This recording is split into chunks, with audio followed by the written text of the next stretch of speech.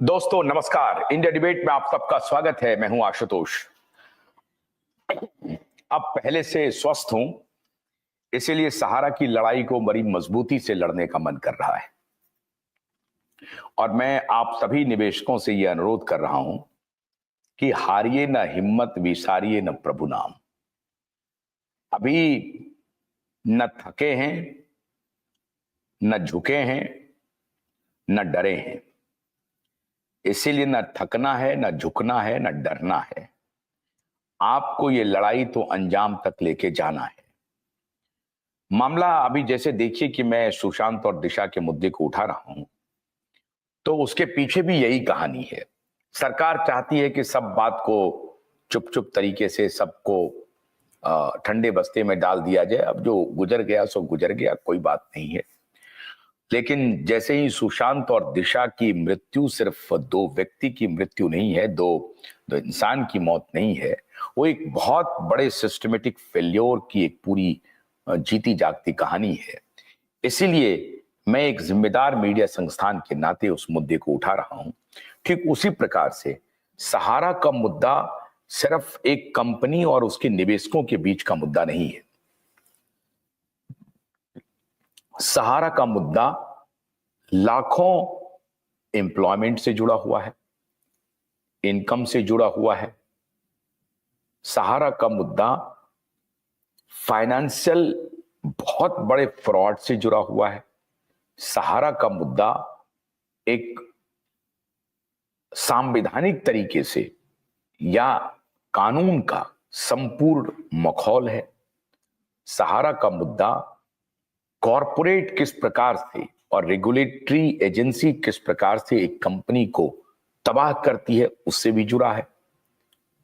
सहारा का मुद्दा प्रबंधन के कुछ अच्छे लोगों की वजह से प्रबंधन को इतने दूर तक ले जाने का भी है और कुछ बुरे और झूठे दलालों, फ्रॉड लोगों की वजह से पूरी कंपनी को तहस नहस करने का भी है। सहारा का मुद्दा सिर्फ 10 करोड़, 12 करोड़, 13 करोड़ निवेशकों से जुड़ा हुआ नहीं है, बल्कि सहारा का मुद्दा लगभग 50 करोड़ डिपेंडेंट लोगों से जुड़ा हुआ है। इस देश की आधी आबादी से जुड़ा हुआ है। इसीलिए मैं इस मुद्दे को प्रत्येक दिन उठाता हूं, हर दिन उठाता हूं। इसीलिए मैं इस मुद्दे पर बना हुआ हूं कि एक जिम्मेदार पत्रकारिता का यही गुण है और एक जिम्मेदार पत्रकार की यही एक निशानी है कि उन मुद्दों को आप उठाएं जो आम जन से जुड़ा हो, जिसकी कोई सुनने वाला नहीं हो। और न तो मेन स्ट्रीम मीडिया को कोई गरज है इस मुद्दे को उठाने की, क्योंकि वो तो कॉरपोरेट हो चुकी है। उन्हें सरकार से पैसे मिलते हैं, एडवर्टाइजर से पैसे मिलते हैं, तो वो आपके मुद्दे को क्यों उठाएगी? हां, आप अगर उन्हें पैसे देना शुरू कर देंगे तो शायद आपके मुद्दे को उठाने लगेगी, लेकिन उनको आपसे कोई वास्ता नहीं है। और वैसे भी एक उनके पास, ग्रुप के पास मीडिया संस्थान भी रहा है, तो उनको लगता है कि कोई बात नहीं है, उनके अंदर अगर कोई परेशानी है तो हम इस फटे में क्यों पैर डालें। उनकी ये सोच है। लेकिन क्यूबाइब नेटवर्क की ऐसी सोच नहीं है। क्यूबाइब नेटवर्क का कोई पर्सनल एजेंडा नहीं है। अगर ये सोचते हैं कि मैं सहारा कंपनी के खिलाफ खड़ा हो गया हूं, बिल्कुल नहीं है। मैं इन तथ्यों को सैकड़ों बार, हजारों बार अपने इसी शोज में स्पष्ट कर चुका हूं। मैं आखिरी व्यक्ति होऊंगा जो ये चाहूंगा कि सहारा कंपनी तबाह हो जाए। मैं हमेशा चाहता हूं कि सहारा कंपनी खड़ी हो जाए, दोबारा खड़ी हो जाए और अपने एजेंटों को साथ में लेकर के, अपने लाखों एम्प्लॉय को साथ में लेकर के दोबारा फिर से खड़ी होकर के फिर से अपनी साख को बनाए। लेकिन ऐसा होता हुआ प्रतीत हो नहीं रहा है।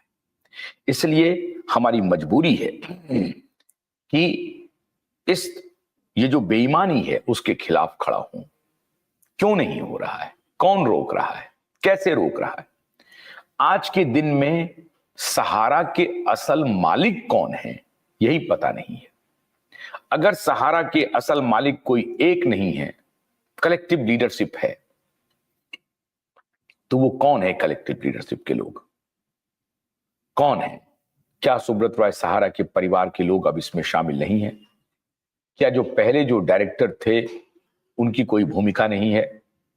कुछ सज्जन ने हमें लिख करके कहा कि बंद लिफाफे में भेज दिया गया है सुप्रीम कोर्ट के पास।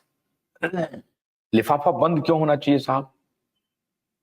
क्यों बंद होना चाहिए? आपको डर किस बात का है? कुछ गलती हुई है इसलिए डर रहे हैं आप? आरएस दुबे नाम के एक शख्स हैं जो ऑफिशियली अभी हर जगह जो सिग्नेचर होता है उसमें आरएस दुबे का नाम आता है।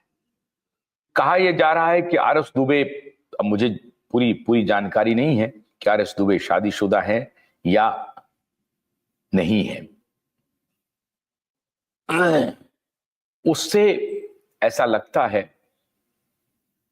कि आरएस दुबे के ऊपर ही सारी जिम्मेदारी आ गई है। बाकी लोग क्या साथ छोड़ गए हैं? ओपी श्रीवास्तव, टीके श्रीवास्तव और जो बड़े अधिकारी हैं वो किधर हैं? एक अनिल सिंह हुआ करते थे, सुब्रत रॉय सहारा के बड़े दोस्त थे, क्लोज थे, वो कहां हैं? उनकी कंपनी में जो उनके प्राइवेट सेक्रेटरी थे वो किधर हैं? उनकी भी बड़ी भूमिका है उस कंपनी में। उनकी पत्नी कहां है? उनके दोनों बच्चे कहां हैं? क्या ये लोग सहारा के सक्सेसर नहीं है? अगर ये लोग सहारा के सक्सेसर नहीं है तो कौन कर रहा है? अगर सहारा के सक्सेसर में या सहारा के मालिकों में इन लोगों का नाम नहीं है तो किसका नाम है? गुप्त लिफाफे में सुप्रीम कोर्ट को क्यों दिया गया है? आपने देखा होगा अभी टाटा ग्रुप में रतन टाटा की मौत हुई, उसके बाद जो उनके छोटे स्टेप ब्रदर है नोएल टाटा, उन्होंने जिम्मेदारी संभाली और अक्रॉस द बोर्ड ये संदेश चला गया कि अब जो मैन इन कमांड है वो नोएल टाटा है। उनके जो स्टेप ब्रदर है रतन टाटा के, वही संभालेंगे अब, और उन्हीं की जिम्मेदारी है। अब वो बाकी जो टाटा सन्स के या और चीज के जो चेयरमैन हैं, अब उन्होंने देखिए चेयरमैन की नियुक्ति बाहर से की उन्होंने, भले ही वो उनके संस्थान में कार्यरत थे लेकिन उनको चेयरमैन बनाया, खुद स्टेप डाउन हुए। कंपनी ऐसे चलती है। लेकिन जहां आप तीन तसिया को बढ़ावा देने लगे, जहां कोई माए बाप ही नहीं हो, जहां पिता की मृत्यु पर पुत्र ही गायब हो जाए, तो ये तो अति दुखद है, अतिशय दुखद है, अतिशय दुखद है कि पुत्र पिता की मृत्यु पर भी ना आए। क्यों नहीं आए साहब? तो लोगों ने डरा दिया कि आप आएंगे आपको पुलिस पकड़ लेगी। अरे क्यों पकड़ लेगी पुलिस आपको? आपका उसमें कहीं नाम नहीं है। आप सुब्रत रॉय सहारा के पुत्र हैं, इसका मतलब आप अपराधी नहीं हो गए। क्यों पकड़ लेगी पुलिस आपको? क्यों सरकार उठा लेगी आपको? तो लोगों के मन में संदेह पैदा होता है कि जो पिता की मृत्यु पर भी पुत्र नहीं आ रहे हैं, इसका मतलब है कि मंशा कुछ और है। यह मंशा नहीं है कि जो समस्या हमारे पास अभी है उसका समाधान कर लेंगे तब हम देश आएंगे। समाधान करने की मंशा ही नहीं है अब, और यह तय कर लिया है आप लोगों ने। और यह तय आज से नहीं किया है, 2014 से आपने कर लिया है। जब से सुब्रत रॉय सहारा जेल से बाहर आए और उनको लग गया कि इस व्यवस्था में यह अपमान मिला, इस व्यवस्था ने हमें जेल भेजा, तो अब इस व्यवस्था को देखते हैं, जो करने का होगा कर लो, हम पैसे नहीं देंगे। अगर यह मन में भाव आ गया है तो निवेशक तो परेशान है, निवेशक तो निराश है। निवेशक कहां जाएंगे? निवेशक तो बार बार आपसे यही पूछेंगे। लेकिन सहारा का मालिक कौन है, यह निवेशकों को जानने का हक है। यह उनकी प्राथमिक जिम्मेदारी है कि सहारा का असल मालिक कौन है। क्या स्वप्ना रॉय जी हैं, या सुशांतो रॉय हैं, या श्रीमांतो रॉय हैं, या उनके जो छोटे भाई हैं जयव्रत रॉय वो हैं, या और जो बड़े अधिकारियों में शामिल थे ओपी श्रीवास्तव वो हैं, या जो दूसरे डीके श्रीवास्तव का जो निवेशक बंधु बात करते हैं वो हैं। इन लोगों में आखिर सहारा का मालिकत्व किनके पास है, मालिकाना हक किसके पास है? या अगर सहारा कोऑपरेटिव सोसाइटी है, कंपनी है, उसमें कोई मालिक नहीं है, लेकिन कोई तो होगा हेम ऑफ द अफेयर्स, कोई तो होगा जो टॉप लाइन कॉल लेता होगा या ले रहे होंगे। आखिर किसके इशारे से सहारा की सारी जमीनें बेची जा रही हैं? सुरेश कुमार सिंह लिख रहे हैं, रविशंकर दुबे अविवाहित हैं और गोरखपुर के रहने वाले हैं और सहारा के शुरुआती दिनों से संस्थान में उच्च पदस्थ अधिकारी। हाँ मैं सुरेश बिल्कुल मैं जानता हूं, यही बात मैंने कहा कि वो अविवाहित है और वो वहां पर हैं। लेकिन सवाल है कि सुरेश क्या आरएस दुबे और ईमानदार व्यक्ति भी हैं, ये भी जानकारी है, वो संभवतः सीएफओ है। आरएस दुबे अपनी जिम्मेदारी का निर्वाह कर रहे हैं, लेकिन बाकी लोग जिन्होंने सहारा कंपनी को खड़ा किया था उसमें आरएस दुबे की भी भूमिका होगी, ये मैं नहीं कह रहा हूं। वो क्यों नहीं सामने आ रहे हैं, वो क्यों नहीं निवेशकों से कम्युनिकेशन कर रहे हैं, वो क्यों सुप्रीम कोर्ट के सहारे जा रहे हैं?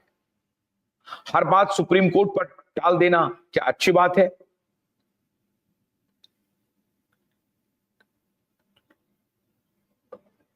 अवधेश यादव लिख रहे हैं कि सहारा समूह मर सकता है लेकिन लोगों का भुगतान करके ही दम लेगा, मैदान छोड़कर नहीं भागेगा।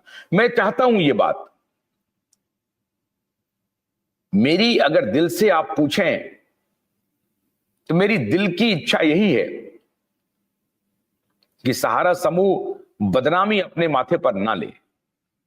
एक एक पैसा सहारा समूह चुकाए और अपनी साख को दोबारा बहाल करे।